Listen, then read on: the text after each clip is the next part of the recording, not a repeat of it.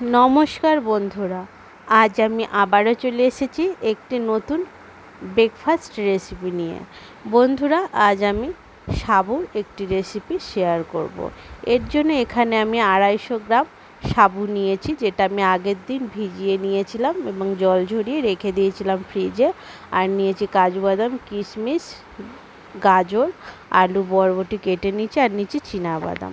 প্রথমেই আমি গাজর, আলু, বরবটিটা অল্প লবণ আর হলুদ দিয়ে ভেজে নেব। এতে আমরা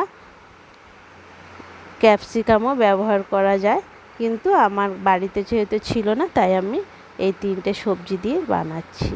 খুব সামান্য পরিমাণেই লবণ দেব, লবণ বেশি দিলে কিন্তু খেতে ভালো লাগবে না।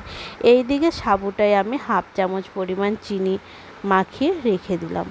সবজি আমার ভাজা হয়ে গেছে।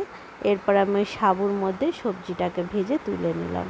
এরপরে আমি যে চিনাবাদামটা নিয়েছিলাম সেটাকে আমি একটু ভেজে নেব। বন্ধুরা, চিনাবাদাম ভাজার সময় একদম একটুই লবণ দিয়ে ভাজবেন, বেশি লবণ দেবেন না। এরপরে আমি কড়াইতে 1 চামচ পরিমাণ রিফাইন তেল দিয়ে তাতে জিরে ফোড়ন দিয়ে আমি কাজু বাদাম, কিশমিশ আর কারি পাতা দিয়ে ভেজে নিলাম।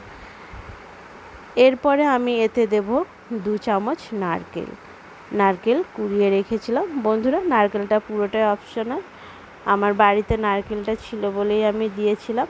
আর ক্যাপসিকাম দিলে এই কাজু বাদাম কিশমিশ ভাজার সময় ক্যাপসিকামটা দিয়ে একটু ভেজে নিতে হতো। এরপরে আমি যে সাবু আর সবজিটা ছিল ভেজে নিয়েছিলাম, সেই সবজিটা আর সাবুটা দিয়ে গ্যাসের ফ্লেমটা আস্তে করে আমি একটু ভেজে নেব। বন্ধুরা, এটা কিন্তু খুব বেশি ভাজা যাবে না। যখনই দেখবেন যে সাবুর কালারটা একটু চেঞ্জ হয়ে আসছে এবং কড়াইতে আর হাতাতে লেগে যাচ্ছে বা খুন্তিতে, তখনই কিন্তু আমরা সাবুটা নামিয়ে নেব। এইভাবে বানিয়ে দেখবেন, খেতে কিন্তু খুবই ভালো লাগে।